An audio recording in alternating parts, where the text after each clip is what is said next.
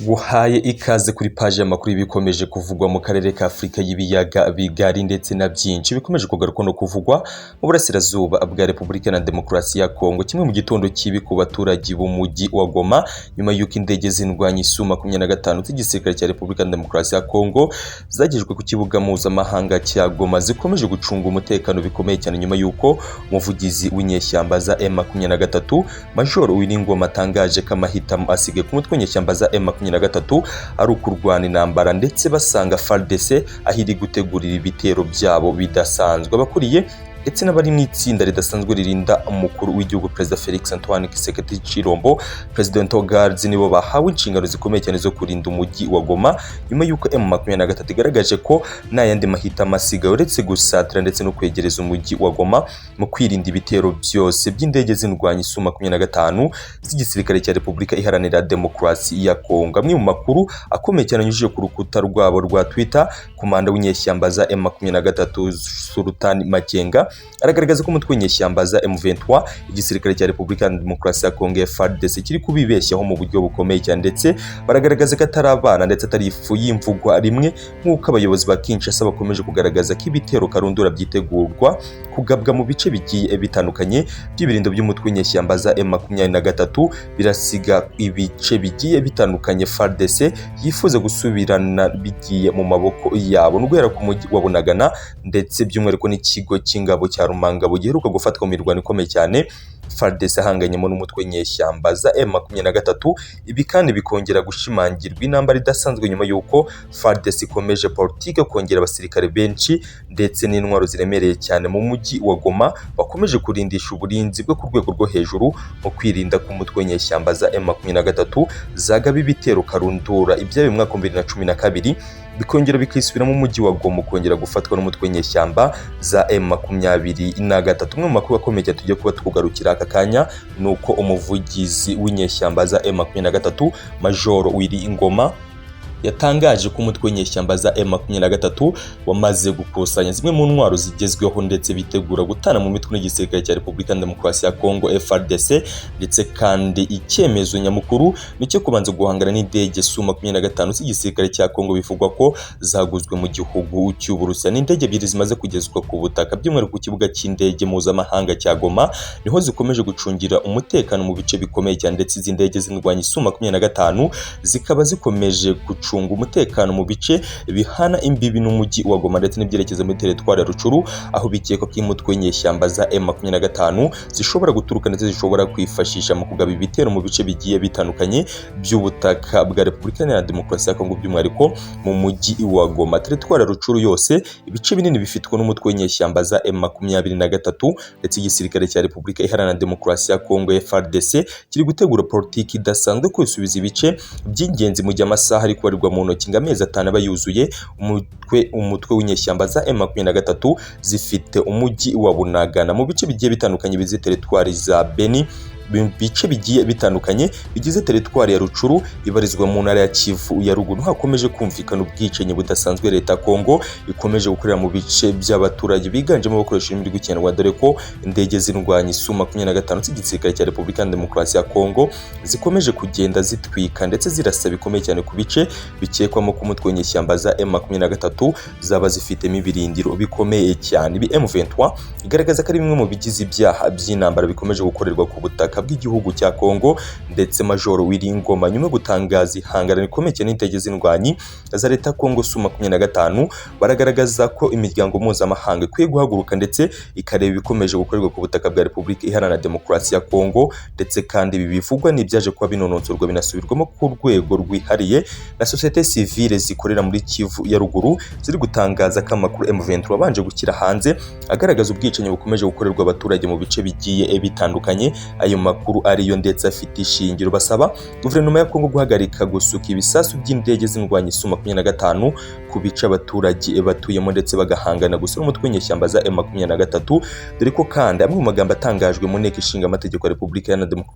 Demokarasi ya Kongo yahishuye ko nta biganiro bitezwa hagati y'umutwe w'inyeshyamba za M23 n'igisirikare cya Repubulika Iharanira Demokarasi ya Kongo FARDC. Ibi ni byongeye gukura imitima abaturage baturiye umujyi wa Goma ndetse n'ibice byinshi bitandukanye bikekwa ko umutwe w'inyeshyamba za M23 zishobora kwifashisha zigaba ibitero bishya. M23 kugeza magingo aratangaza ko nta bice by'ubutaka baratakaza be na santimetero n'imwe nyuma y'uko tariki 7 z'Ugushyingo aribwo FARDC yatangije ibitero bidasanzwe nyuma yo gutangaza amakuru ndetse nyuma y'iminsi imyiteguro ikomeye cyane aho biteguraga kuzana indege z'indwanyi Su-25 ndetse kongera abasirikare badasanzwe mu mujyi wa Goma, ibikoresho by'indwanyi ndetse n'ibindi bikomeye cyane begereje hafi ku butaka bwa Repubulika Iharanira Demokarasi ya Kongo. Umutwe w'inyeshyamba za M23 uragaragaza ko ku buyobozi bwa Repubulika Iharanira Demokarasi ya Kongo by'umwihariko Felix Antoine Tshisekedi Tshilombo ari ufite inshingano zidasanzwe ndetse ari ukomeje gutuma umutekano mu cyugwira mu bice bigiye bitandukanye by'uburasirazuba bwa Kongo.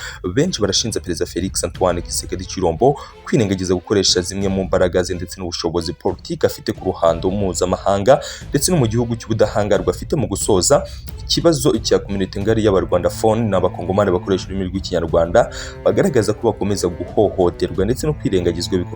bikomeye cyane y'amategeko ya Repubulika Iharanira Demokarasi ya Kongo. Umutwe w'inyeshyamba za M23 uragaragaza ko nandi mahitamo ahari akomeretse guhangana n'icyemezo kidasanzwe FARDC ndetse na leta ya Kinshasa bamaze gufata gutera agapira ibiganiro politiki ndetse na diplomasi bakemeza imirwano idasanzwe n'umutwe w'inyeshyamba za M23 zitangaza ko zamaze kwereka FARDC icyo bashoboye ku mirongo y'urugamba ndetse binakizigera gihinduka ahubwo bazakomeza kotsa umuriro ndetse n'igitutu guverinoma ya Kongo kugeza igihe gishoboka cyose bazemerera ko umutwe w'inyeshyamba za M23 ndetse n'ikibazo cya community ngari y'abarwandafone kizakemuka muri rusange. Major Wiringoma aragaragaza ko bazarwana paka ku mwuka wa nyuma kugeza igihe leta ya Kongo izemera ndetse ikemera gucisha ibintu bugufi ikemera kugana umutwe w'inyeshyamba za M23 kuba kandi mu gihe ingabo za IAS ziri gukandagira ndetse zikerekeza mu mujyi wa Goma gufatanya n'igisirikare cya Repubulika ya Demokarasi ya Kongo FARDC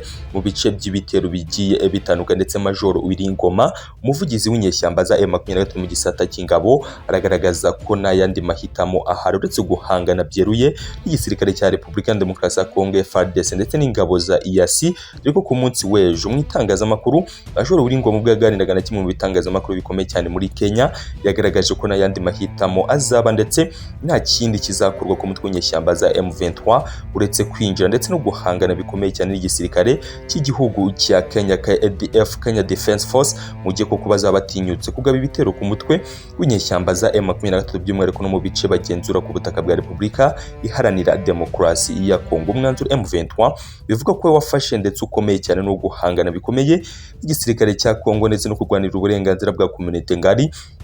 y'abakongomani bakoresha ururimi rw'ikinyarwanda biganje batuye ndetse bari mu bice bigiye bitandukanye mu burasirazuba bwa Repubulika Iharanira Demokarasi ya Kongo. Baragaragaza ko uburenganzira bwabo ndetse n'iyubahirizwa ry'uburenganzira bw'ikiremwa muntu ku butaka bwa Kongo iyo ari inkuru ishaje by'umwihariko kwikominete ngari y'abarwandafone. M23 ikabigaragaza ko nta kizayibuza gukomeza guharanira uburenganzira bwa bagenzi babo ndetse no guharanira mu by'ukuri ingeri zigiye zitandukanye mu kureba ko Kinshasa ndetse na FARDC bakemera kwinjira mu n'umutwe w'inyeshyamba za M23 dore ko imwe mu miryango mpuzamahanga ikomeje gukangurira guverinoma ya Kongo kwemera kugana n'umutwe w'inyeshyamba za M23 inzira zikiri nyabagendwa imirwano itarakara mu bice bigiye bitandukanye bigize uburasirazuba bwa Repubulika Iharanira Demokarasi ya Kongo.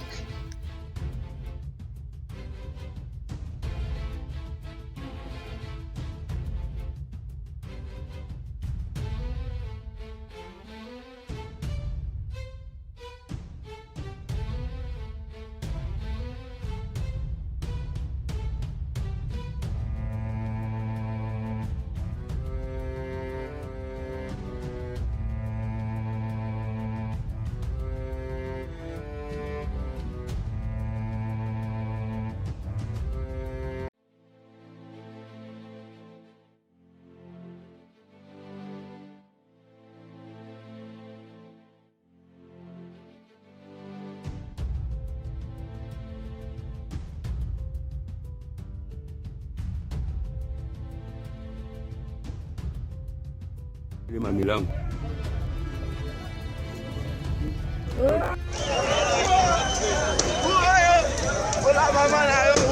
mushenzi